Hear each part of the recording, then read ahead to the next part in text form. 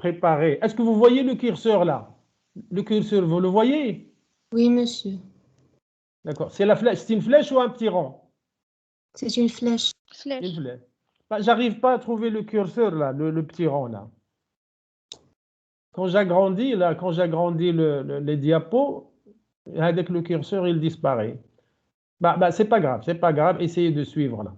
Donc, dans une maille cubique face centrée, retenez ça, dans une maille cubique face centrée, les sites octaédriques sont plus grands que les sites tétraédriques. Les sites octaédriques sont plus grands que les sites tétraédriques. D'ailleurs, ce n'est pas que dans le cubique face centré, même dans l'hexagonal compact. Hein, même dans l'hexagonal compact, les sites octaédriques sont toujours plus grands que les sites tétraédriques. Donc, qu'est-ce qu'il nous demande?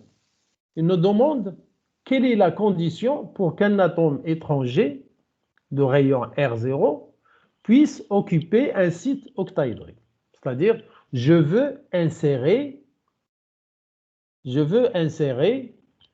un atome étranger de rayon R0 dans un site octaédrique. Je veux insérer ça. D'accord? C'est quoi la condition pour... Attention, je ne vous demande pas le plus grand atome qu'on peut insérer. Non, je ne parle pas de ça. Ce n'est pas le plus grand atome que je veux insérer dans un site octaédrique.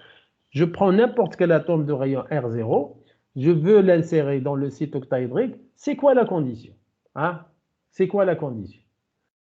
Pour dire que cet atome-là, il occupe un site octaédrique. D'accord? Donc, je reviens à la première diapo. Regardez, les sites octaédriques, où est-ce qu'ils se trouvent?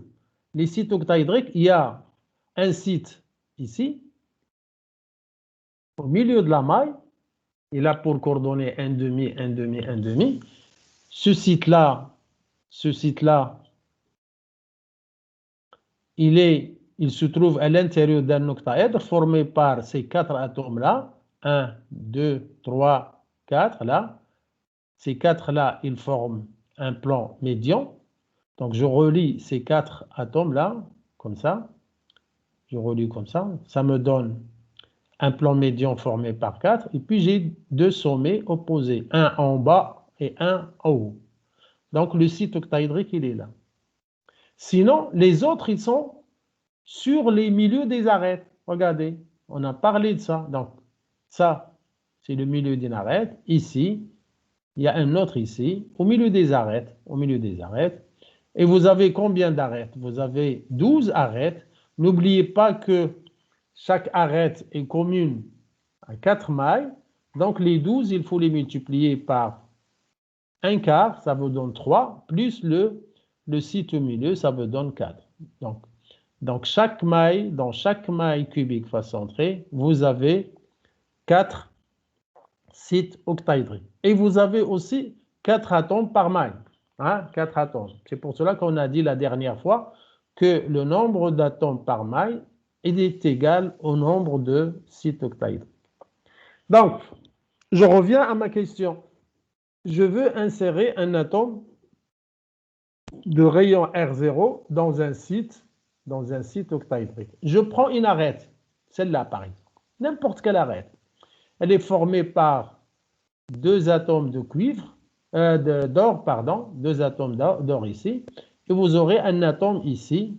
Si j'arrive à insérer un atome, il serait ici, au milieu d'une arête. C'est ce que j'ai fait ici. J'ai pris une arête comme ça. Les atomes noirs sont les atomes de l'or. Et l'atome rouge, c'est l'atome étranger, cet atome-là que je veux insérer. Il a un rayon est égal à R0. Et bien sûr, les atomes de l'or, les deux là au sommet de l'arête, ça c'est une arête.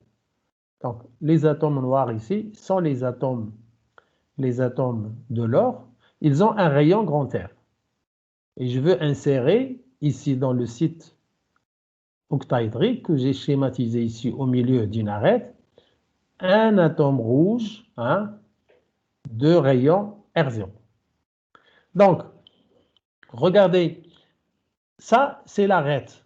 Ça, c'est l'arête. Donc, la longueur de l'arête, c'est petit a. Donc, le côté ici, c'est petit a. D'accord? Donc, je vais additionner tous les rayons. Donc, vous avez ici un R, c'est le sommet, le milieu de l'atome. Jusque-là, c'est R. La même chose ici, le milieu jusque-là, c'est R. Donc, vous avez deux R de l'or et vous avez ici l'atome rouge, ça vous donne 2R, hein, 2R0, 2R0. Donc, la somme 2R plus 2R0, hein, c'est une somme qui doit rester inférieure ou égale à la moitié de l'arête. D'accord? Regardez. Donc, la moitié de l'arête, c'est là. La moitié de l'arête, c'est là. C'est R plus R0. Cette somme-là, doit rester inférieure à la moitié de l'arête. À la moitié de l'arête. Si je vous dis que l'atome rouge, c'est le plus gros atome que je peux insérer, donc, j'aurai R0 plus R est égal à A sur 2. Sinon, si j'insère un atome quelconque, la somme de ces deux rayons, normalement, ils ne se touchent pas. Donc, la somme des rayons doit rester inférieure à A sur 2. D'accord? À A sur 2. Donc, déjà, j'ai une relation ici.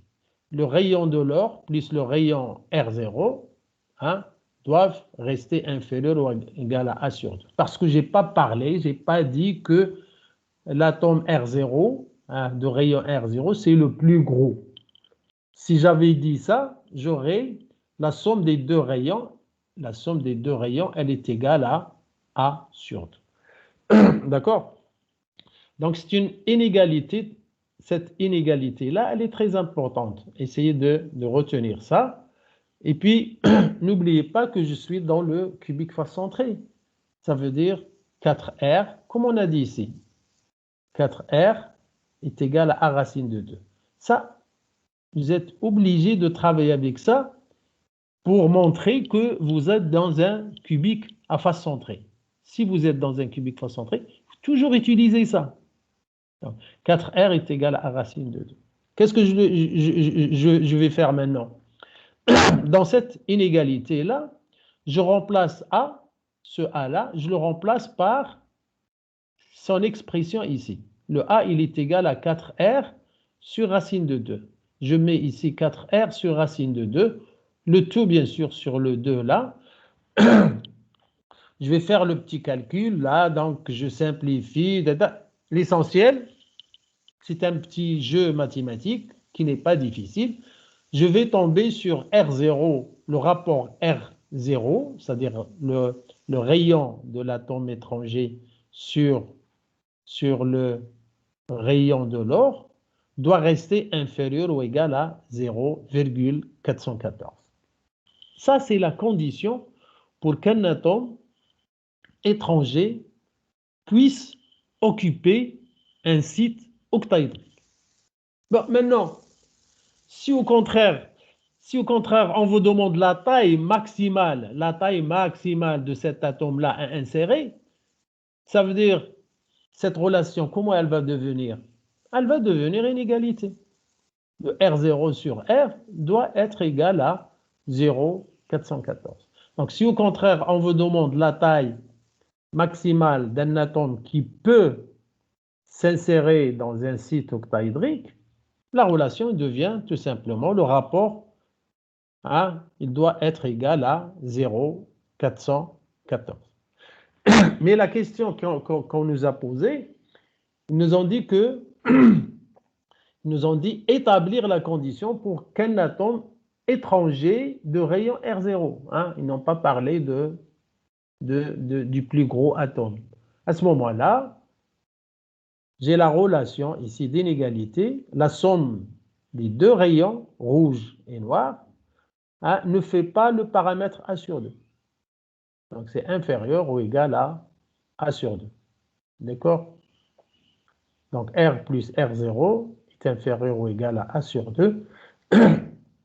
Et j'utilise la relation du cubique face centré. Le 4R est égal à A racine de 2. Donc, le A ici, je le remplace par son expression ici. Donc, le A ici, c'est 4R sur racine de 2, je la mets ici, d'accord? Et je vais faire un petit peu de maths là. Je vais trouver rapidement le R0 sur R est inférieur ou égal à 0,414. D'accord? Si par hasard on vous demande quel est le plus gros atome étranger qu'on peut insérer pour occuper la totalité des sites octa, à ce moment-là, vous n'avez plus d'inégalité, vous avez directement l'égalité. Vous mettez R plus R0 est égal à A sur 2, et A est égal à 4R sur racine de 2. Vous remplacez, vous allez trouver ce rapport-là, R0 sur R est égal à 414. Donc, s'il n'y a pas de problème, je continue. Hein. Si vous avez compris, je continue là. D'accord? S'il n'y a pas de problème, je continue. C'est bon? Oui, monsieur.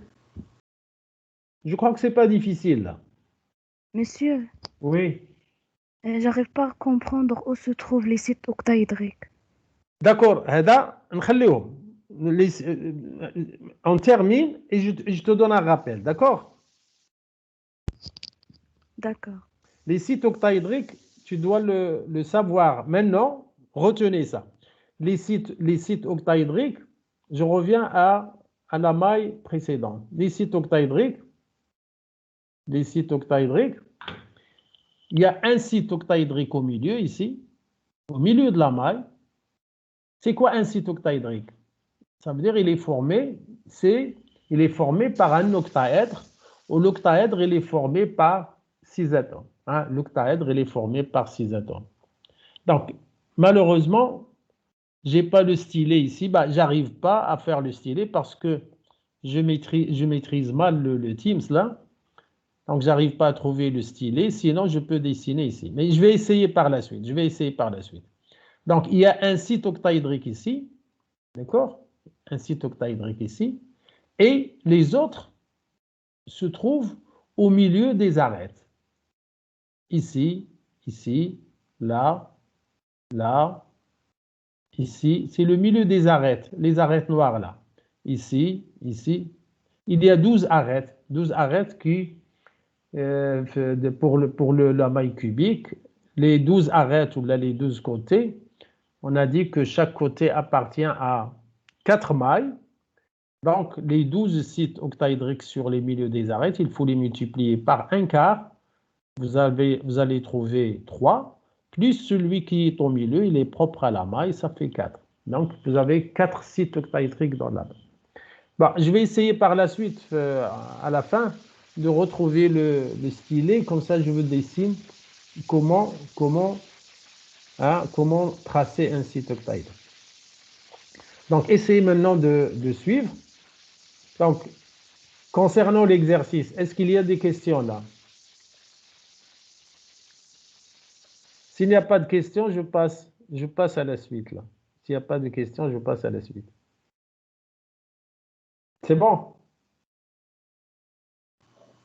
Oui. D'accord, je passe à la suite. Yeah.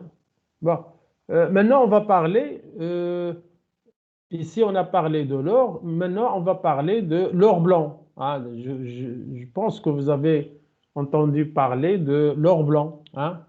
Donc, l'or blanc, des joailliers, là, les gens qui travaillent l'or là. Donc, l'or blanc est un alliage d'or et de nickel. Ça veut dire la maille, elle est cubique face centrée et comprend des atomes d'or, ça veut dire 4 atomes d'or. Elle comprend aussi 4 sites octaédriques. Elle comprend aussi 8 sites tétraédriques. Maintenant, on va essayer de préparer un alliage, hein, en insérant des atomes de nickel ou en substituant des atomes d'or et par des atomes de nickel. Pour le moment, on ne sait pas. Donc, on veut préparer, hein, cet alliage-là et d'après les calculs, on va dire que si c'est un alliage d'insertion, ça veut dire est-ce qu'on a inséré des atomes de nickel ou est-ce qu'on a substitué, ça veut dire changer des atomes d'or par des atomes de nickel. Le nickel ici, il a un rayon de 1,246. R' est égal à 1,246. N'oubliez pas que l'or, le rayon de l'or, il est de 1,442. Ça, c'est le rayon de l'or. Et le rayon du nickel, c'est 1,246. Donc, le nickel ici, c'est l'atome étranger dont on a parlé ici. C'est le R', c'est R0. C'est R0. Hein? On va voir si on peut faire une insertion dans un site ou, au contraire, une substitution. Hein? On va voir. Donc, montrer que le nickel ne peut pas former d'alliage d'insertion. Donc, dites-moi pourquoi, hein, pourquoi le nickel ne peut pas s'insérer. Ne peut pas s'insérer dans les sites octaédriques. Alors, je parle des sites octaédriques parce que c'est les plus grands. S'il y a le site octaédrique qui est le plus gros, donc ce n'est pas la peine de parler des sites tétraédriques. D'accord? Donc, je parle des sites octaédriques. Montrer que cet alliage n'existe pas. Ça veut dire qu'on ne peut pas faire entrer l'atome de nickel dans un site octaédrique. Pour cela, qu'est-ce qu'on doit faire? Pour cela, on doit faire ça. Ce rapport-là. Oui, le rapport. Si le rapport est inférieur ou égal à cette valeur-là, on peut dire que le nickel, il va s'insérer, pas de problème. Mais si le rapport, il dépasse cette valeur-là, ça veut dire que le nickel, il est trop gros, hein, trop gros pour qu'il s'insère dans un site octaédrique. C'est ce qu'on va faire. Donc, le R0 ici, c'est le R' du nickel. Hein? C'est le R' du nickel. Donc, qu'est-ce qu'on va faire? Donc, dans ce cas, on doit partir de la relation 1. Cette relation-là, la relation 1. D'accord? Cette relation 1. Donc, R' sur R ou R0 sur R, comme vous voulez. Ça, c'est le nickel, ça, c'est l'or. C'est 1,246, le rayon du nickel, divisé par le rayon de l'or. Et ça me donne 0,86. Et moi, la limite c'est 0,414. D'accord? Donc, je trouve 0,86 ici. Donc, le nickel ne peut pas former un alliage d'insertion. Donc, je ne peux pas insérer. Si je ne peux pas insérer, qu'est-ce qui reste? Il reste la deuxième méthode. Est-ce que je peux réaliser un alliage de substitution? C'est-à-dire, est-ce que je peux changer un atome ou deux atomes d'or, flamaille, hein, par des atomes de nickel? Est-ce que je peux faire ça? On verra. Donc, mais sachez que l'or blanc, il existe. Donc, s'il existe et s'il ne répond pas à un alliage d'insertion, sûrement, il y a la deuxième possibilité. Donc, c'est un alliage de substitution. C'est ce que font les joailliers, c'est-à-dire NES, DLDEP. C'est ce qu'ils font. Hein? Au lieu d'insérer, ce n'est pas possible. Donc, ils vont substituer des atomes d'or par des atomes de nickel. D'accord? Donc, sachez que le nickel ne peut pas former un alliage d'insertion. Donc, la maille ne peut pas contenir des atomes d'insertion, des atomes de nickel par insertion. Donc, on verra la deuxième possibilité. Un alliage hors nickel, donc l'alliage hors nickel, c'est démontré, il a toujours une maille cubique facentrée. Donc, la maille, elle est toujours cubique facentrée, dans laquelle un atome d'or dans la maille, il est substitué, changé, si vous voulez, il est changé par un atome de nickel. D'accord? Donc, qu'est-ce qu'ils font les joailliers là? Les gens qui travaillent, hein?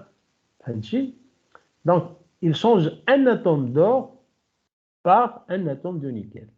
Attention, la maille, elle est toujours cubique facentrée. Parce que si vous allez jouer, vous augmentez pour changer les trop, peut-être que vous allez toucher à la maille. Maintenant, si vous arrivez à changer un seul atome d'or par un seul atome de nickel, bon, la maille va rester cubique face centrée. Seulement, bien sûr, il y aura des petites modifications. Le paramètre, peut-être, il ne sera plus A, peut-être il sera A'. Des petites modifications, mais la disposition, elle est toujours la même. Donc, un alliage or-nickel a une maille cubique face centrée. C'est très important. Une maille cubique face centrée dans laquelle un seul atome d'or est substitué, c'est-à-dire remplacé. Substitué, ça veut dire il est remplacé par un atome de nickel. On ne vous demande pas quel est l'atome d'or qui est remplacé par le nickel. Non, on s'en fout. Il y a un atome. Je sais que dans la maille cubique face centrée, il y a combien d'atomes d'or? Combien? Dans une maille qui ne contient que de l'or cubique face centrée. Combien on a d'atomes d'or? Répondez. 12. Non, 4. On n'a que 4. 8 au sommet. Chaque sommet appartient à 8 mailles, donc 8 fois 1/8, plus les 6 faces qui sont centrées. Regardez. C'est ça la maille de l'or. Vous avez les sommets ici. Les sommets ici, il y en a 8 sommets.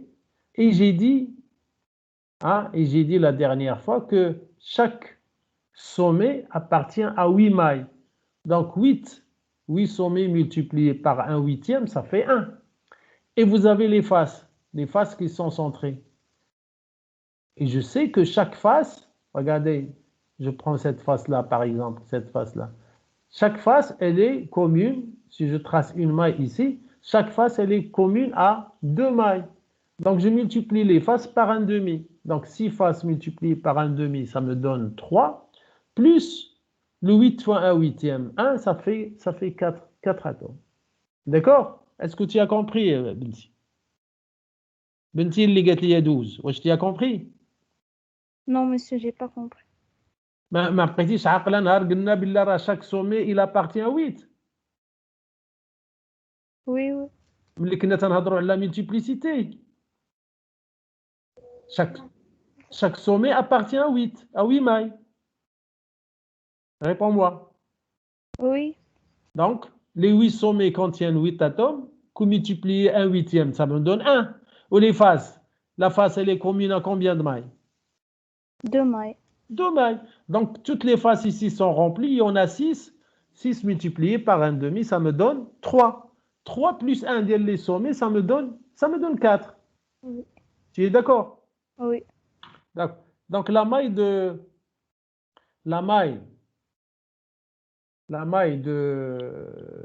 cet alliage-là, quand j'ai changé un atome d'or, si je remplace un atome d'or, combien il reste d'atomes d'or?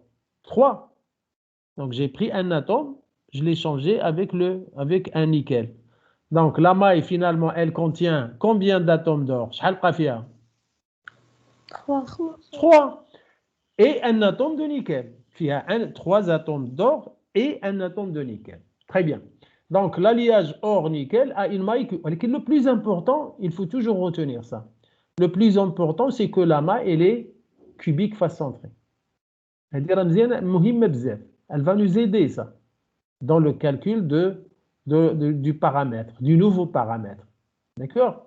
Donc, l'alliage or-nickel a une maille cubique face centrée dans laquelle un atome d'or par maille est remplacé. Substitué, ça veut dire remplacé par un atome de nickel. Alors, quand on a la masse, il nous donne la masse pour cet alliage-là, or nickel, pour cette nouvelle maille. On a la masse volumique est égale à 17,63. Ils nous ont donné la masse volumique. Et on nous demande de calculer le nouveau paramètre. Bien sûr, la maille, elle va changer un petit peu. Donc, le paramètre de la maille va changer. Et puisqu'elle est toujours cubique, donc j'aurai un seul paramètre, A', que je vais appeler A'. D'accord? Je vais appeler A'. On a la masse molaire de l'or, c'est 197 grammes par mol. on a la masse du nickel, c'est 58,7 grammes par mol. D'accord? On a, qu'est-ce qu'ils nous ont donné? La masse volumique, ou ils nous ont donné ça aussi. La maille, elle est toujours cubique fois centrée, avec un nouveau paramètre que je dois calculer. Bien sûr, ce paramètre-là, je vais le tirer à partir de la masse volumique. À partir de la masse volumique. Donc, essayez de suivre. Regardez, si un atome d'or est remplacé par un atome de nickel, donc on aura dans la maille 3 atomes d'or et un seul atome de nickel. D'accord? Un seul. Donc, en appliquant l'expression de la masse volumique, je vais pouvoir tirer le nouveau paramètre. D'accord? Vous avez ρ, j'ai donné ça, cette définition dans le cours. Ρ, la masse volumique, c'est la masse, petit m, c'est petit m sur le volume de la maille. C'est petit m. Et puis, j'ai développé ça dans le cours. J'ai trouvé que ρ est égal à petit n fois m sur le nombre d'Avogadro fois le volume. Bien sûr, le volume ici, c'est A' au cube. C'est un cube. Hein, c'est une sommation. Là, c'est une sommation parce que j'ai 2 types d'atomes. Si j'avais un seul type d'atome, si je n'avais que l'or, ρ serait égal à n fois m sur n fois v, tout simplement. Mais si la maille contient 2 ou 3, ça devient une sommation. Ni, c'est le nombre d'atomes I multiplié par sa masse molaire I sur n fois A' au cube. Donc, regardez, je monte avec le A, si je monte avec le A ici, je descends avec le ρ ici. Et je mets 1 sur 3, à la puissance 1 sur 3. Donc, le nickel, combien j'ai d'atomes de nickel? J'ai un seul atome de nickel, multiplié par sa masse molaire, plus 3 atomes de l'or, multipliés par la masse molaire de l'or, le tout sur M. N ici, c'est le nombre d'Avogadro, multiplié par ρ. Donc, je connais N, je connais ρ.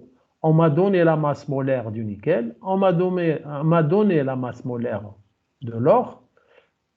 Tout ça à la puissance 1 tiers. Pourquoi? Parce que j'avais tiré le A' au cube et je veux tout simplement le A'.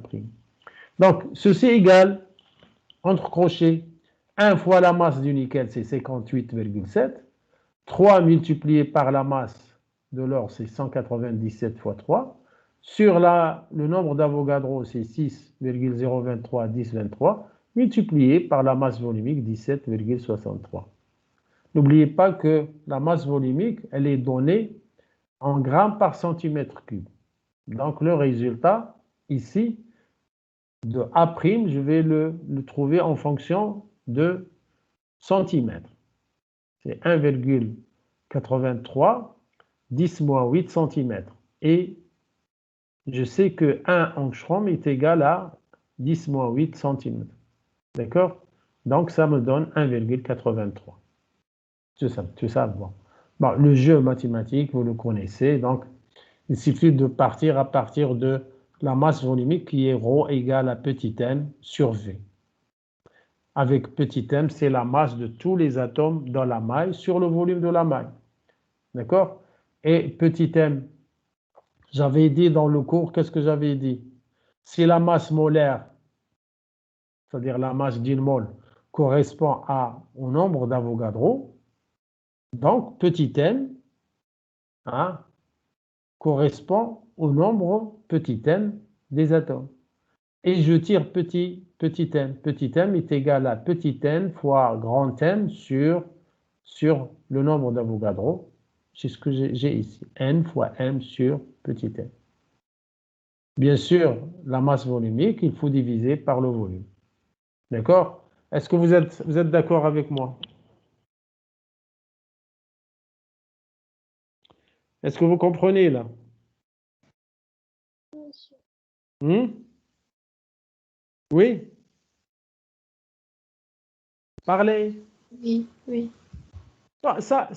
J'ai donné la définition dans le cours. Je crois que c'est le premier cours. Le premier cours, j'ai donné la définition de la masse volumique, où j'ai dit que la masse volumique, c'est la même chose que la densité, sauf que la densité n'a pas d'unité. La masse volumique, elle est donnée en grammes par centimètre cube, ainsi de suite. J'ai donné toutes les définitions lors de la première séance du cours. Donc, je ne fais que appliquer maintenant. D'accord? Oui, monsieur. Donc, on a terminé l'exercice 4. S'il y a un problème, si vous n'avez pas compris quelque chose, avant de passer à l'exercice 5. Sinon, on laisse ça, on termine l'exercice 5 et puis on revient pour discuter un petit peu. D'accord? Monsieur. شحال داخل من واحد بنتي؟ شحال داخل من واحد؟ 37. سي تو. الاخرين ناعسين لكم. انت في مراكش هنا ولا انت ساكنه هنا في مراكش؟ Oui, monsieur, je suis de Marrakech. D'accord, يلا. On passe à l'exercice 5. Et puis, quand on terminera l'exercice 5, on reviendra pour les questions si vous n'avez pas compris quelque chose. D'accord? D'accord. L'exercice 5. L'exercice 5, maintenant, on va parler de l'argent. Hein? Le métal argent. Tout à l'heure, on a parlé de l'or. Maintenant, de l'or en général et puis de l'or blanc. Maintenant, c'est l'argent là. Donc, ces deux exercices, ils traitent des métaux, des métaux. Que ce soit l'or, que ce soit l'argent, ils sont tous les deux des métaux. D'accord? Et tous les deux cristallisent dans une maille cubique face centrée. Ça veut dire des atomes sur les sommets et des atomes sur les centres de phase. N'oubliez pas que pour les métaux, on a fait une approximation. On a dit que les atomes de n'importe quel métal, on va les supposer comme des sphères rigides, qas'in, avec un rayon R. Attention, cette approximation n'est pas loin de la réalité. Donc, les résultats de la réalité et les résultats de cette approximation sont pratiquement, je dis bien pratiquement les mêmes. Légèrement différents. Donc, mais on est obligé de faire ça parce qu'en cristallo, on a besoin de travailler sur quelque chose de solide. Donc, rendre les atomes solides, ça va nous aider dans les calculs cristallographiques par la suite. Mais la réalité, c'est pas ça. Vous savez qu'un atome, il est formé d'un noyau et puis il y a tout un nuage d'électrons qui tourne autour du noyau, ainsi de suite. Et d'après la théorie de Schrödinger, tout ça, c'était un petit peu difficile, mais la seule grandeur qu'on peut mesurer, selon Schrödinger, c'est le psi carré. C'est le psi carré qui a une signification physique. Le reste, bon, c'est des formules mathématiques. D'accord? Mais ici, en cristallo, on est obligé de faire cette approximation-là. Donc, les atomes sont l'équivalent de sphères rigides de rayon R. Ici, l'argent, donc, il a un rayon égal à 1,44. L'argent, il a un rayon égal à 40. Et cet argent-là, il cristallise dans une maille cubique face centrée. Exactement comme le cube. Donc, il y a les sommets qui comptent pour 1/8. Ça veut dire les sommets pleins avec des atomes d'argent qui comptent pour 1/8, ça fait 1. Et les faces qui comptent pour 1/2. Donc, ça me donne une maille cubique face centrée qui contient 4 atomes d'argent. Comme l'or, comme l'or. Donc, positionner, ça veut dire donner la position et dénombrer les sites, dites combien on a de sites octaététra de la maille, et puis évaluer le rayon maximum d'un atome étranger qui peut s'insérer dans chaque type de site. C'est la même question. Ça veut dire, On va essayer de prendre un atome et on va essayer de l'insérer dans un site octaédrique. C'est quoi la condition? La condition, on l'a déjà vue, mais on va la refaire. On l'a déjà vu avec le... C'est-à-dire le rapport des rayons doit être inférieur ou égal à 0,414. Et puis, si je veux insérer un atome étranger dans un site tétraédrique, comment faire? Ça, c'est nouveau. On va le faire. On va voir le rapport des rayons. Le rapport des rayons, hein, quelle est sa limite, quoi? Quelle est sa limite? Donc, mais avant, je vous ai préparé tout un petit document ici que vous voyez en blanc pour positionner, pour vous dire combien on a d'atomes par maille, combien on a de sites, quelles sont les coordonnées réduites, ainsi de suite. Donc, vous avez une maille cubique face centrée, les atomes noirs ici, les atomes noirs, c'est les atomes d'argent. Pourquoi c'est une maille cubique face centrée? Donc, on a des atomes sur les sommets et des atomes au centre des faces. D'accord? Au centre des faces. Face en arrière, ça c'est la face en arrière. Ça c'est la face en avant. Face à droite, face à gauche. Face en haut, face en bas. Et puis les sommets. Donc, vous avez des atomes d'argent, d'accord? Les coordonnées réduites de ces atomes-là, puisqu'ils sont 4, on a dit qu'ils sont 4. 8 fois 1 huitième plus 6 fois 1 demi. Ça fait 4. Donc, 4 atomes, il me faut 4 coordonnées réduites. 0, 0, 0, c'est pour les sommets. C'est tous les sommets, les 8 sommets, multipliés par 1 huitième, ça me donne un atome. Un atome qui se trouve à 0,000.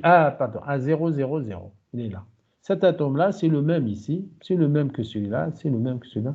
Donc, ce n'est pas la peine d'indexer, hein, de donner des coordonnées pour les 8. Il suffit de connaître ça. D'accord? Et puis, il y a un atome ici. Cet atome-là, regardez, ça c'est A, et ça c'est B. Ne regardez pas les trucs rouges et bleus. Ne regardez que les atomes noirs. Donc, l'origine, elle est là. Ça c'est A, ça c'est B. Je reviens à l'origine, et ça c'est C. D'accord? Donc, le deuxième atome, il est le milieu de cette face-là. Regardez, le milieu de cette face-là, c'est 1 demi de A, 1 demi de B. 1 demi de A, 1 demi de B. Et puis 0C. Pourquoi? Parce qu'il se trouve dans une face qui est perpendiculaire à... Une face qui passe par 0 est perpendiculaire à 0. Et puis vous avez le 1 demi, ça veut dire A, 0, 1 demi. Ça veut dire A et C. Donc je suis ici. A, il est là. C, il est là. Donc 1 demi de A. Regardez, 1 demi de A. Et puis 1 demi de C. Ne regardez pas le rouge, les rouges. Hein. Et puis qu'est-ce qui reste? Il reste 0, 1 demi, 1 demi. Ça veut dire YZ, B et C. C'est la face en arrière. 1 demi de B, ça c'est B. 1 demi de B, ça, il est là. Et 1 demi de C, c'est cet atome-là. D'accord? Il n'y a que ça. Donc 4 atomes d'argent avec 4 coordonnées réduites. Ça, on l'a déjà fait à plusieurs reprises. Pour les sites octaédriques, on a dit qu'il y a un site octaédrique qui est localisé à l'intérieur de la maille. Hein, à l'intérieur de la maille. Donc les coordonnées de ce vide-là, de ce site-là, le centre de ce vide-là, il tombe exactement sur le centre de la maille. C'est 1 demi, 1 demi, 1 demi, 1 demi. Et puis, il reste les autres, les sites qui sont localisés, au milieu des arêtes. Et on a dit qu'on a 12 arêtes dans le cube. 12 arêtes. Ces 12 arêtes sont réparties en 3 familles. La famille de type A, regardez, ça c'est A. Ça c'est A. Si je prends l'origine ici, ça c'est A. Si je prends l'origine ici, ça c'est A, ça c'est A. Donc vous avez A, A,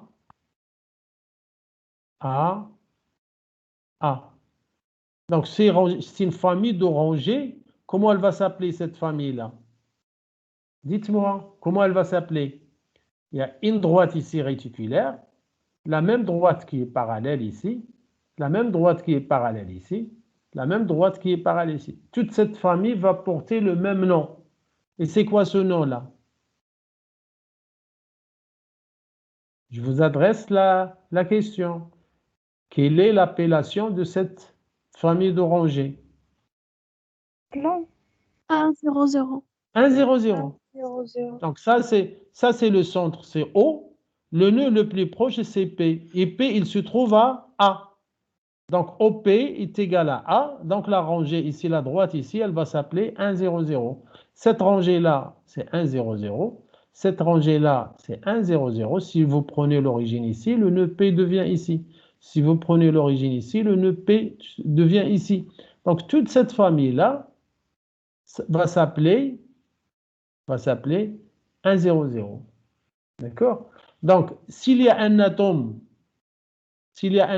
au milieu de cette famille-là, les coordonnées, c'est quoi de cet atome-là?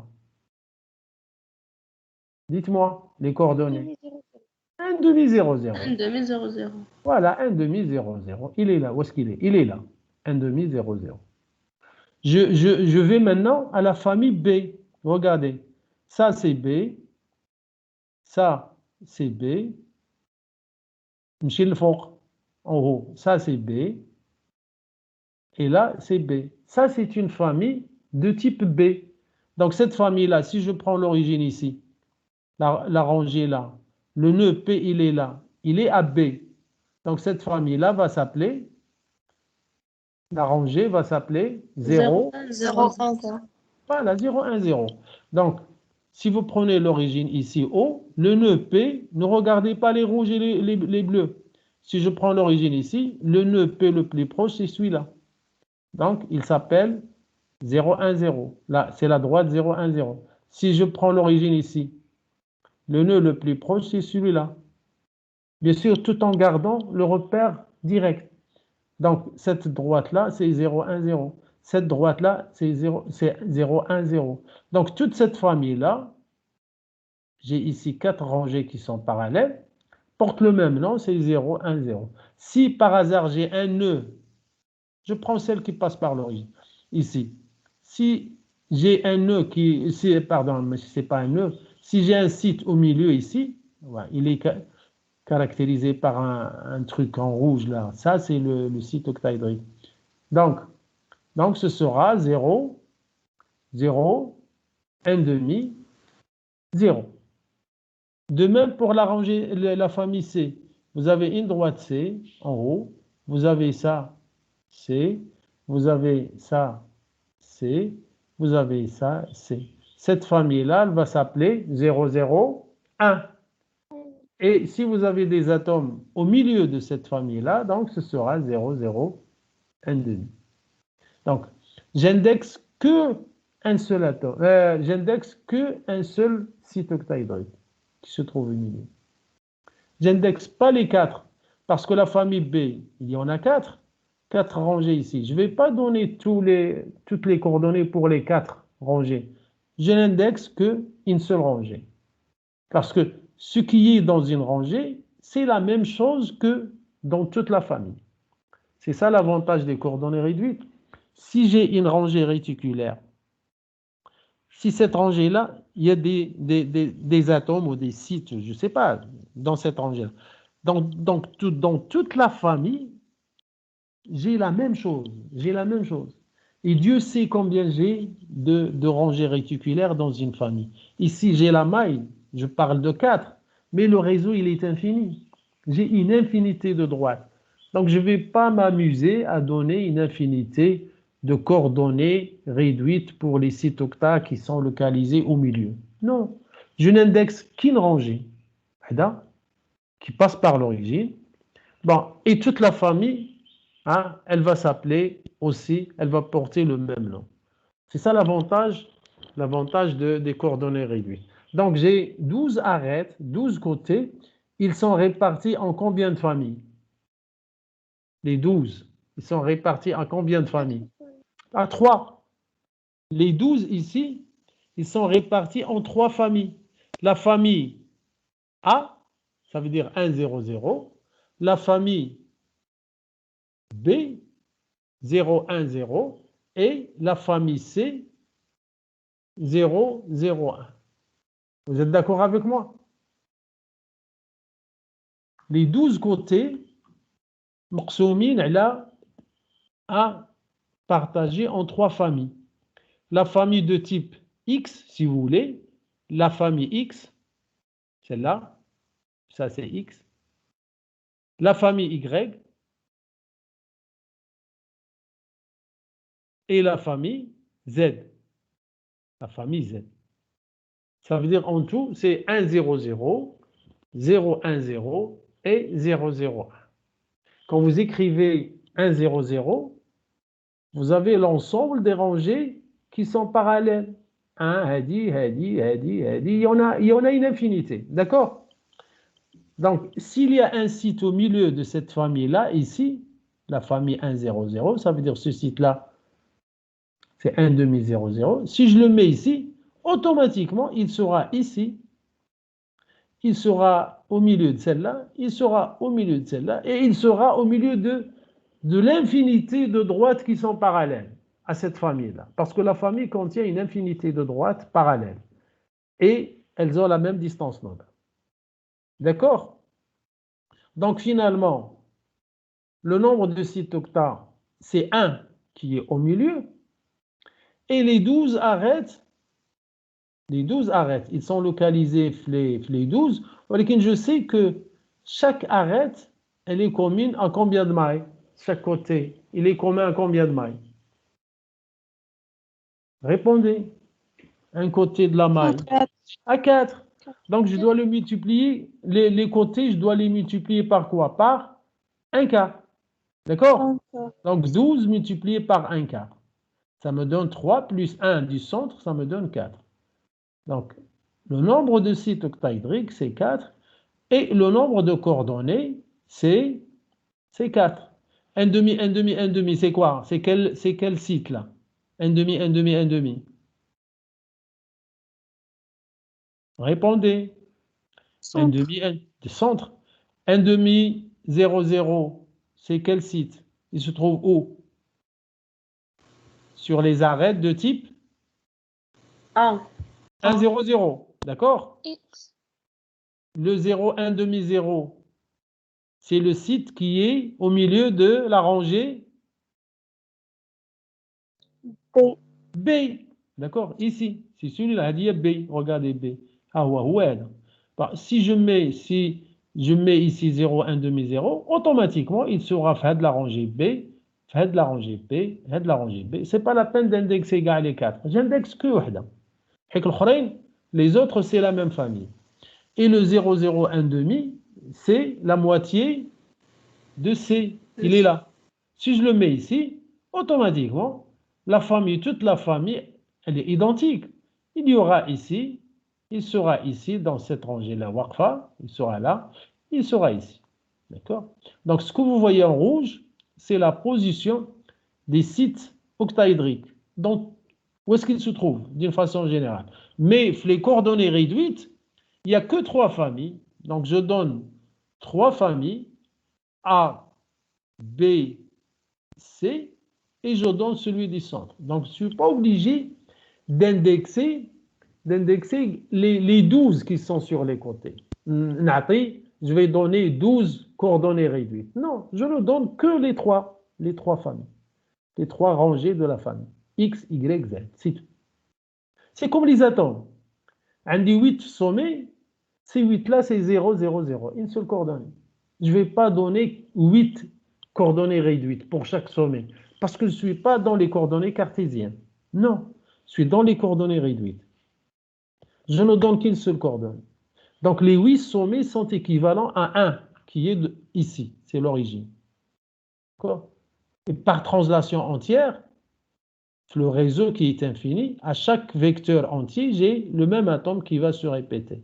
Cet atome-là, il va se répéter à B, ici à 2B, 3B, ainsi de suite. Donc, je ne vais pas donner une infinité de coordonnées réduites. D'accord? Donc, je me limite à la maille. Concernant les sites octaédriques, les sites Monsieur, tétraédriques. Oui, oui. J'entends. est-ce qu'on a toujours les sites octaédriques et tétraédriques dans la même maille? Dans la même maille, bien sûr, dans la même maille. Dans la même maille, d'accord, vous allez trouver les sites octaédriques et les sites tétraédriques au même temps. Au même temps. Le site tétraédrique, il est formé par 3 atomes avec un atome posé sur les 3.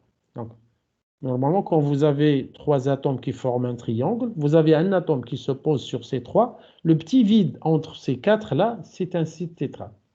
Et puis, le site octa, c'est un octaèdre formé par 3 en haut et 3 en bas, qui vont se poser les uns sur les autres. D'accord? Donc, quand vous mettez la couche A, vous rajoutez une couche B. Qu'est-ce que vous faites? Vous posez chaque sphère de la deuxième couche, elle est posée sur le creux, hein, le creux de la couche A. Ou le creux de la couche A, il est formé par combien d'atomes? Par 3. Oui ou non? Oui, monsieur. Donc, vous êtes en train, ici, la couche B sur la couche A, ça vous donne des sites tétraédriques. Vous rajoutez la couche C, la troisième, c'est-à-dire, vous rajoutez la troisième. Donc, vous avez la possibilité maintenant, quand vous rajoutez la troisième, vous avez la possibilité encore de former des sites octaédriques. Donc, on va voir, je vais essayer de voir ça le présentiel. Le présentiel, Inch'Allah, la semaine prochaine, on va dire qu'on est au présentiel. On va essayer de tracer les sites tétra, les sites octa, comment ils sont localisés, ainsi de suite. Et on n'aura plus de ce problème. D'accord? Donc, concernant les sites tétra, le cube, on a dit que tous les sites tétra, ils sont dans la maille. Il n'y a pas de site tétra partagé. Il n'y a pas. Tous les sites tétra sont dans la maille. Il y en a 8. Qu'est-ce que j'ai fait? J'ai pris la maille, je l'ai divisée en 8 petits cubes. C'est ce que j'ai fait, si vous vous rappelez. J'ai pris la maille, je l'ai divisée, une maille cubique face centrée, bien sûr, avec des atomes sur les centres et les faces. Je l'ai partagée en 8 petits cubes. D'accord? 4 petits cubes. Et en haut de ces 4-là, il y a 4 encore petits cubes. Les 4 petits cubes en bas, leur centre, un Z égale à 1 quart. Ou les 4 qui sont en haut, ils ont un Z est égal à 3 quarts. D'accord? Donc, il suffit de chercher les X, Y pour ces petits cubes. Sachant que les 4 en bas, c'est Z égale à 1 quart, et les 4 en haut, c'est Z égale à 3 quarts. Donc, et j'ai tracé, donc j'ai fait la projection, j'ai donc 8 petits carrés là. Quand vous projetez la maille sur le plan XY, vous avez 8 petits carrés. Le centre, donc le premier à côté de l'origine, il a un X est égal à 1 quart, Y 1 quart. Vous décalez selon X, vous avez X est égal, le centre, le deuxième centre du petit cube, c'est 3 quarts, X est égal à 3 quarts, Y égal à 1 quart. Vous passez de l'autre côté, X 1 quart, Y est égal à 3 quarts. Et le dernier, c'est X égale à 3 quarts, Y est 3 quarts. Donc, les 4 petits cubes, leur centre,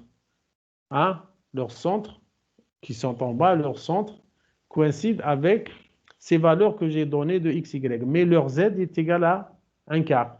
Et les 4 qui sont en haut, les X et les Y ne vont pas changer, puisque les 4, ils sont posés sur les 4. Donc, ils ont les mêmes X, Y. Seulement, c'est le Z qui varie. Regardez. J'ai un quart, un quart, un quart. Donc, c'est le petit cube. L'origine, elle est là. Donc, c'est ce petit cube-là. Le centre de ce petit cube-là, il a x est égal à un quart, y est égal à un quart. Z, c'est un quart. Je parle du petit cube en bas. Je passe ici, à ce petit cube-là. Je vois que son x, c'est 3 quarts, et son y, c'est un quart. Je passe au petit cube qui est là. Le x, c'est toujours un quart. Le x, il est toujours un quart. Le y, quant à lui, il devient 3 quarts. Je viens ici, dans ce petit cube-là. D'accord? Le x, c'est 3 quarts, et le y, c'est 3 quarts. Tous ces quatre-là, qui sont là, regardez, tous ces quatre-là, ils ont un z égal à un quart. Regardez, un quart, un quart, un quart, un quart. Je prends les mêmes, parce que j'ai les mêmes petits cubes en haut. Ils auront les mêmes xy, un quart, un quart. Regardez, celui-là, par exemple, il a un quart, mais celui qui est en haut, sur lui-même, il a toujours le un quart. Ce qui change, c'est le z égale à 3 quarts, ainsi de suite. Donc, j'aurai 8. Conclusion, et le nombre de Hada, ces 8 là, ces 8 sites là, ils sont tous à l'intérieur de la main. Ils sont tous à l'intérieur. Je les ai schématisés ici par leur position. J'ai 8 centres, 8 petits cubes avec 8 centres. Ces 8 centres, normalement, ils décrivent un petit cube en bleu pour faciliter, pour faire joli, c'est tout là. Vous avez 4 en bas, 4 centres en bas, à z égale à 1 quart, et 4 en haut, à z égale à 3 quarts. Donc, le nombre de motifs, c'est 4. Le nombre de sites octas, c'est 4, donc c'est l'égalité. Le nombre de sites tétras, c'est 8. C'est 2 fois le nombre de sites octaédriques. D'accord? Donc, il faut partager. Donc, la séance de TD, on va essayer de faire ça. On va essayer de partager. Et là, on essaie de partager et en 8 petits cubes, où chaque petit cube, il a un paramètre égal à A sur 2. N'oubliez pas, quand vous partagez la maille en 8 petits cubes, donc chaque petit cube, il a un paramètre, il a un côté égal à A sur 2. Et on a dit que chaque petit cube contient 4 atomes. 4 atomes. D'accord? Regardez ce petit cube-là en face de moi, celui-là, en face de moi. Il a 4 atomes. 1, 2, 3 et 4. Ces 4 atomes, quand je les relis, voilà, je les lis entre eux, je les relis entre eux comme ça. Ça, c'est 3, et puis ça va donner ici. Donc, ces 4 atomes qui sont dans le petit cube de paramètre A, vont former un tétraèdre. Et le centre de ce tétraèdre coïncide exactement avec le centre du petit cube. C'est pour cela que je donne ici les coordonnées des centres des petits cubes. Ces coordonnées des centres des petits cubes, c'est la même chose que les coordonnées du site tétraèdre, c'est-à-dire des milieux des sites tétraèdres. D'accord? Vous prenez n'importe quel petit cube. Vous allez avoir dans chaque petit cube, n'importe quel petit cube, vous allez avoir 4 atomes. Ces 4 atomes, si vous les reliez entre eux, vont vous donner un tétraèdre. Et le milieu de ce vide-là coïncide exactement avec le milieu ou le centre du petit cube. Donc ça revient, puisqu'on a 8 petits cubes, donc on a 8 sites tétraédriques, ça revient à trouver les coordonnées réduites des centres des petits cubes. Puisque vous avez 4 petits cubes en bas et 4 en haut, donc ça va vous donner 8. Ça va vous donner 8. Donc, positionner, on a parlé de la position, du nombre, dénombrer du nombre, d'accord? Et puis, on va évaluer le rayon. On va essayer d'insérer un atome. Premièrement, dans un site octa et deuxièmement, dans un site tétra. Et quelle est la condition pour qu'il occupe un site tétra? Et quelle est la condition pour qu'il occupe un site tétra? Donc, je reviens un petit peu marche arrière. Donc, la condition pour qu'un atome... Attendez. La condition pour qu'un atome... Alors, la condition pour qu'un atome occupe un site octaédrique, on l'a vu, c'est R0 sur R doit rester inférieur ou égal à 0,414. Ça, c'est la condition pour un site. Maintenant, on va voir la condition pour occuper un site tétra. Voilà. Donc, quel est le rayon? Le rayon maximum... pardon, je complète là. Donc, le rayon maximum d'un atome qui peut occuper, bon, ça, on l'a déjà vu là. C'est ça, le rayon maximum. C'est R0 est égal à ça. Je ne sais pas qu'est-ce qu'elle fait cette phrase ici. Donc, on a vu que la taille maximale d'un atome occupant un site, là, ça, c'est la taille maximum. Sinon, si on vous demande la taille maximum, d'accord? Sinon, c'est R0 sur R, vous mettez R0 sur R, doit rester inférieur ou égal. Ça, on l'a vu ici. On l'a vu ici. Ici. On l'a vu ici. Et la taille maximum, c'est l'égalité. C'est-à-dire le plus gros, c'est l'égalité. D'accord? Donc, ce n'est pas la peine de refaire le calcul avec un site là. On va passer directement. Donc, ça sert à rien là. Ça sert à rien. Donc, on va passer. Je vous la taille maximale. D'accord? La taille maximale. Je vous la question, c'est quoi? Évaluer le rayon maximum. Ici, on précise. Le rayon maximum d'un atome étranger se logeant sans déformation dans chaque type de site, c'est-à-dire dans le site octa et le site tétra. Donc, le rayon maximum pour les sites octa, c'est là. C'est quoi le rayon maximum? R0 max est égal à 0,414 fois R. L'inégalité, ça devient égalité. Ça veut dire que cet atome-là, il touche les autres. Ça veut dire la somme des rayons,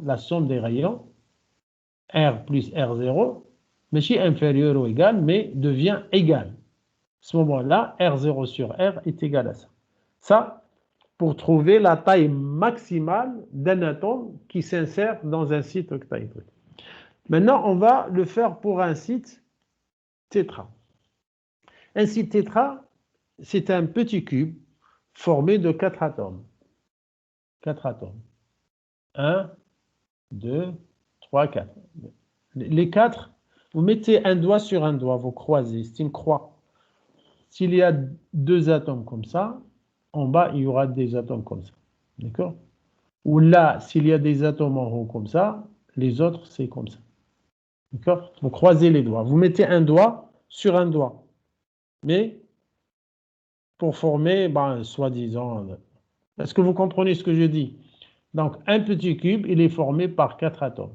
Si je relie ces 4 atomes-là entre eux, je vais avoir un tétraèdre. Dans ce tétraèdre-là, je vais essayer d'insérer un atome étranger. Quelle est la taille maximale d'un atome comme ça pour qu'il puisse entrer dans un site tétra? La taille maximale. D'accord? La taille maximale.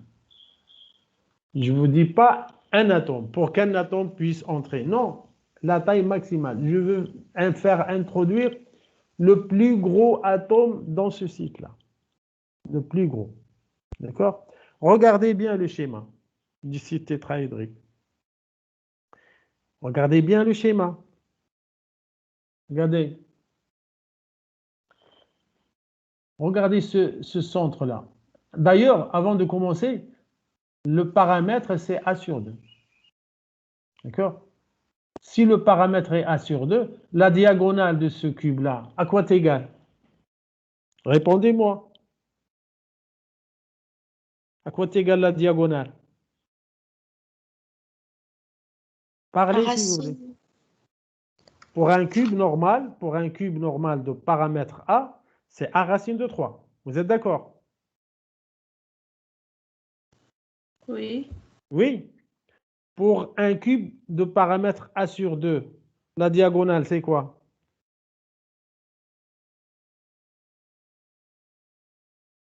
Vous remplacez A dans le premier cube par le A sur 2 dans le deuxième. Donc, c'est A racine de 3 sur 2.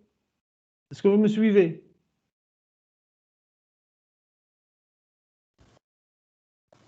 Oui, monsieur, oui. Qui n'a pas compris ça? J'ai pas compris, monsieur. Monsieur, je n'ai pas bien compris. Dans un cube de paramètre A, dans un cube de paramètre A, ne regardez pas le bleu maintenant. Dans un cube de paramètre A, la diagonale, elle est égale à A racine de 3. Vous êtes d'accord? Oui, monsieur. Oui. Mais dans un cube de paramètre A sur 2, la diagonale, c'est quoi? Ce n'est plus A racine de 3, parce que le A devient A sur 2. Donc, c'est le A racine de 3 sur 2. C'est ça la diagonale. Est-ce que vous êtes d'accord? Oui, monsieur. Qui n'est pas d'accord avec moi?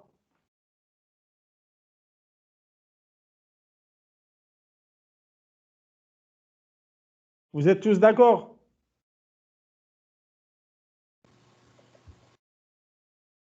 Oui, monsieur. Ah, j'ai l'impression que tu es toute seule là. Il n'y a plus personne, je crois. Hein?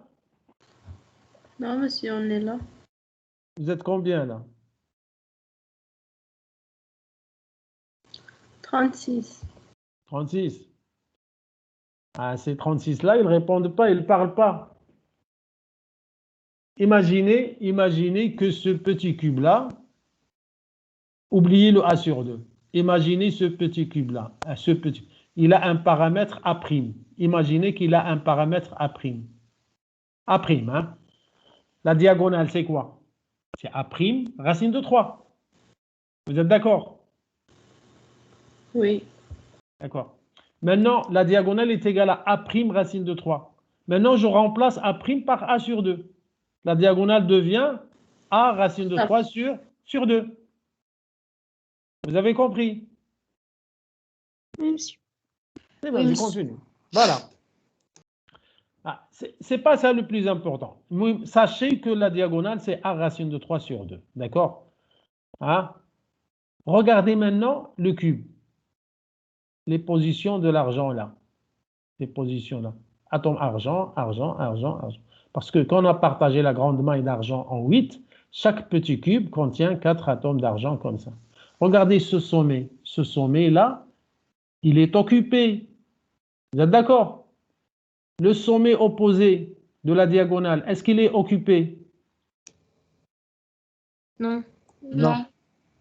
Regardez le sommet ici. Il est occupé par un argent. La diagonale, c'est ça. Est-ce que ce sommet-là, il est occupé? Non. Non.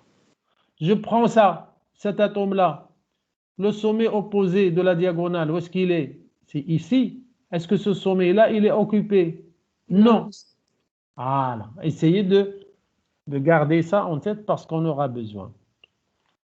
Donc finalement, le rayon noir ici, un rayon noir plus un rayon. J'insère un atome bleu. Un rayon bleu plus un rayon noir, c'est la moitié de la diagonale. Vous êtes d'accord? Parce que de l'autre côté, il n'y a rien. Donc, le plus gros, ça veut dire cet atome bleu, il touche cet atome noir. Il le touche. Donc, la somme des deux rayons, R bleu, ou R0 si vous voulez,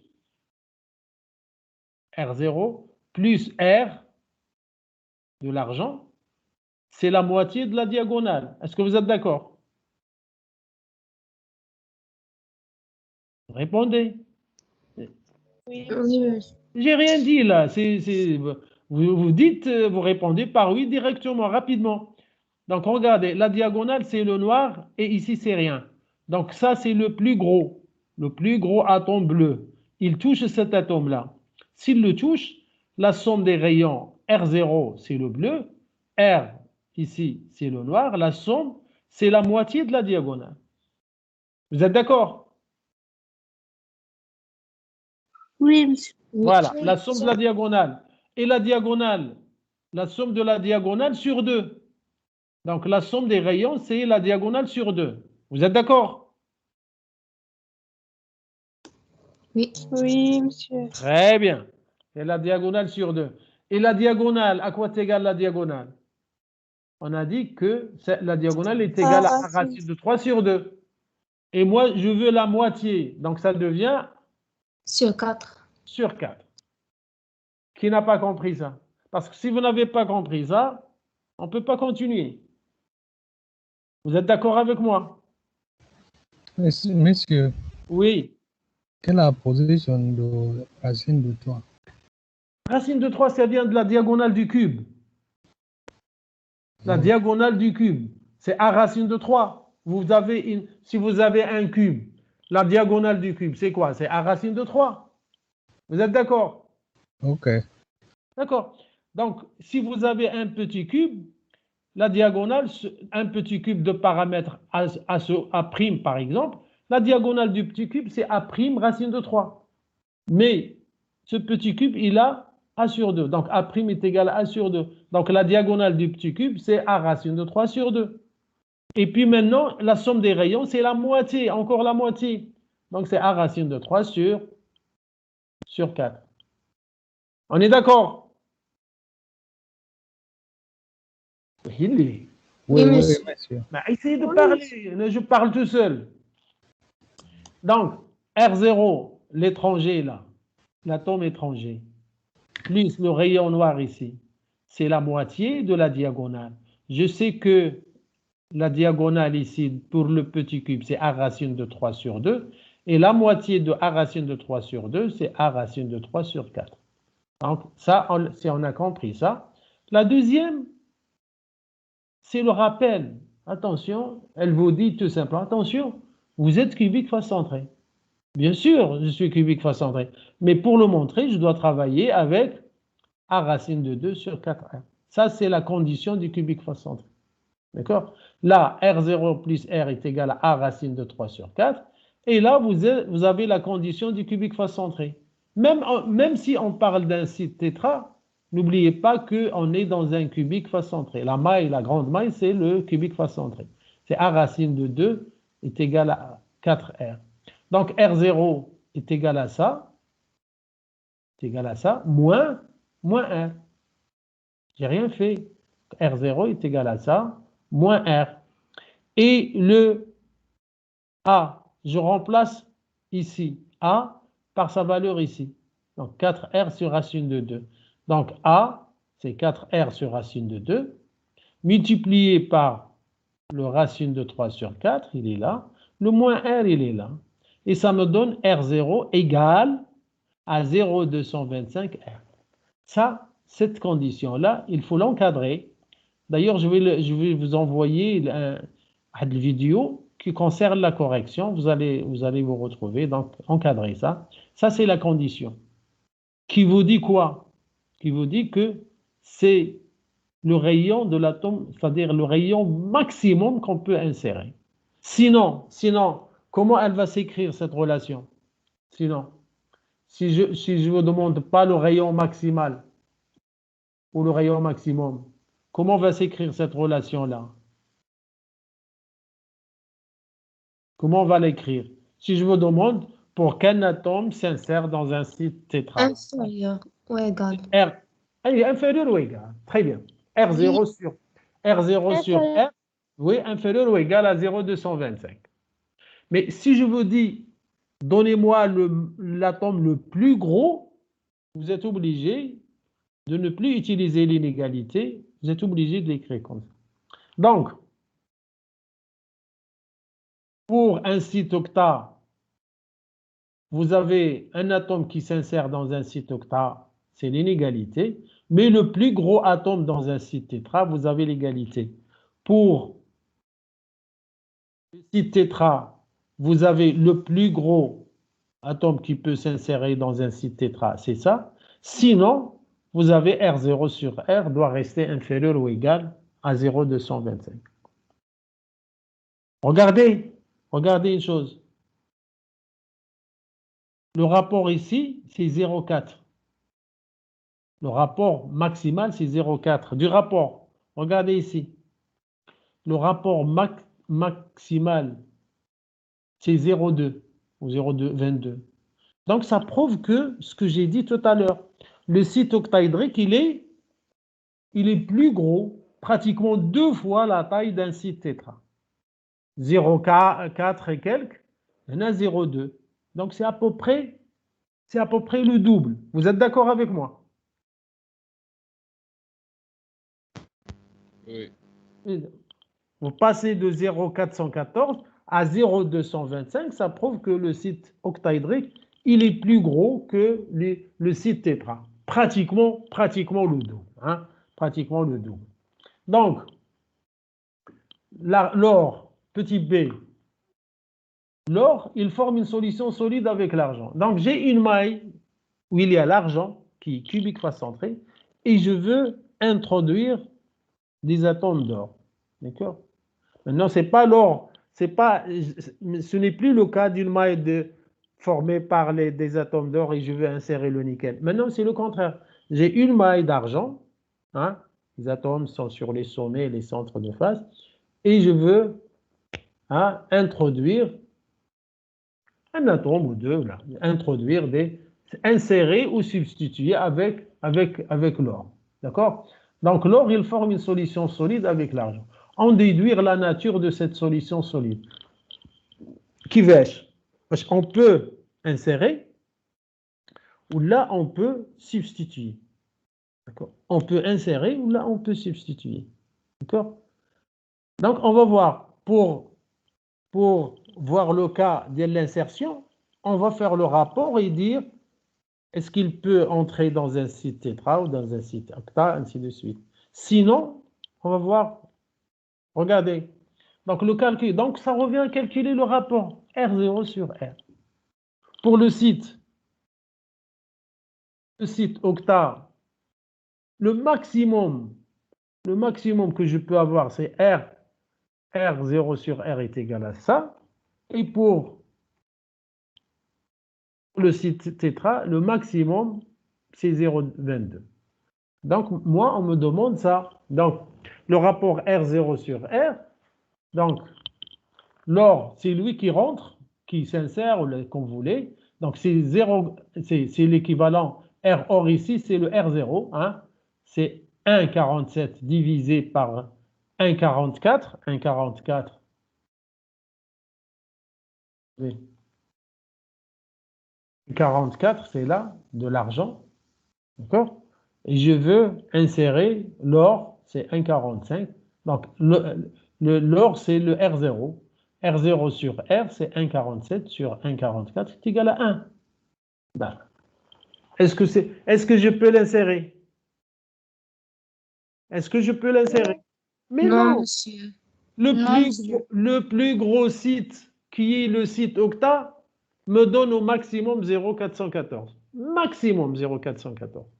Ici, j'ai 1, virgule. Donc, l'insertion, il faut l'oublier. Donc, ça reste une solution solide de substitution ou de déformation, si vous voulez. Si la maille est déformée, donc, échanger un atome par un atome. Donc, ici, là, il ne s'agit plus d'une solution d'insertion, mais d'une solution de substitution. Déformation, si vous voulez ignorer ce mot, vous dites de substitution. Est-ce que vous êtes d'accord avec moi? Oui, monsieur. D'accord. Donc, le but de ces deux exercices-là, hein, c'est la préparation d'un alliage, la préparation d'une solution solide, soit par insertion, et j'ai dit l'insertion, c'est insérer un atome étranger, un ou deux, là, ça dépend du métal, insérer des atomes étrangers dans les sites. Et on a vu les deux conditions pour un cubique face centré. Donc, pour un cubique face centré, si on veut l'insérer dans un site octaédrique, donc le rapport R0 sur R doit rester inférieur ou égal à 0,414. Si je veux l'insérer dans un site tétraédrique, il faut que son rayon, l'atome étranger, le rayon de l'atome étranger sur le rayon de la maille, des atomes de la maille, reste inférieur ou égal à 0,225. Au-delà de ça, on ne peut pas. La substitution, quant à elle, c'est un phénomène de remplacement. C'est-à-dire on remplace un atome de la maille par un autre atome. Donc, je n'occupe pas des sites. Non, je remplace. Ça veut dire, je prends les sommets Kamlin, les sommets me donnent un atome. 8 fois un huitième, je prends les sommets. Par exemple, l'or. L'or et le nickel.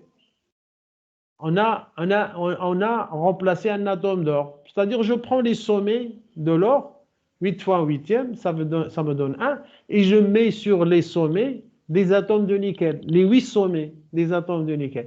Donc, 8 fois 1 huitième est égal à 1. D'accord? Ça, c'est une substitution. Je peux remplacer comme ça. 1 contre 1. Je prends un atome d'or, maintenant, c'est 8 fois 1 huitième, c'est 1. Et je mets les nickels sur tous les sommets. Ça veut dire 8 fois 1 huitième, c'est 1. Comme ça, j'ai introduit un atome de nickel dans la maille.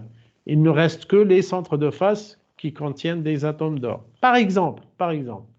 Donc, la substitution, c'est un remplacement.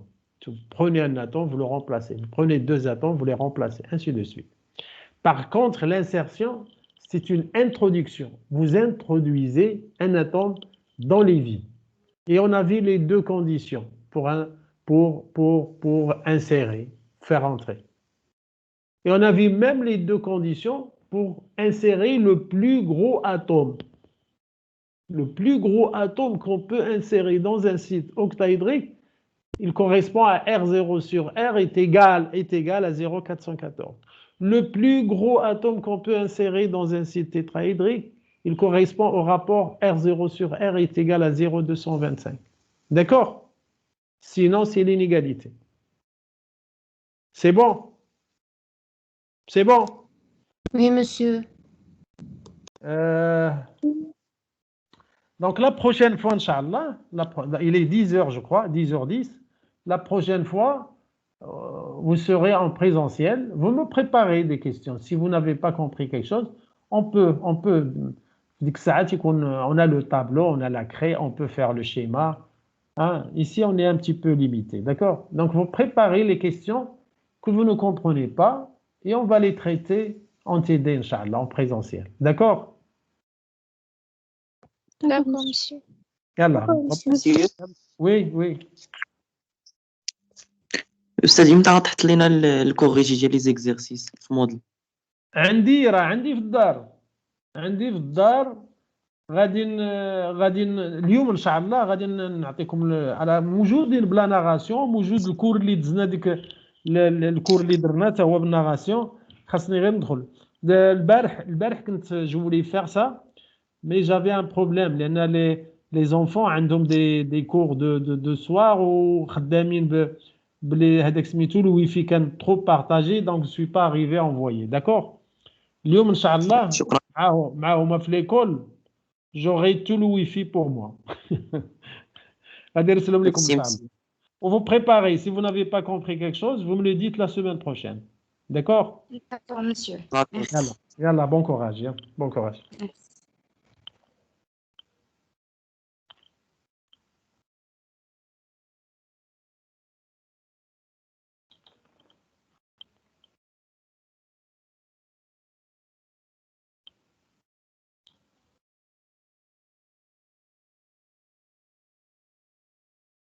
monsieur, Oui? monsieur, pour la relation de la masse volumique, est-ce qu'il faut démontrer cette relation? Non, c'est une donnée. La masse volumique, c'est la masse sur le volume. Non, on l'a utilisé juste pour calculer le paramètre de la maille. D'accord? On l'a utilisé juste pour calculer le paramètre de la maille, c'est tout. On ne va pas la démontrer. C'est une relation qui a un siècle ou l'acteur. Là, on l'a utilisé parce que c'était la seule issue et qu'on nous a donné pour tirer le paramètre de la nouvelle maille. D'accord? D'accord, monsieur, merci. Voilà, bon courage. Bon courage. Merci.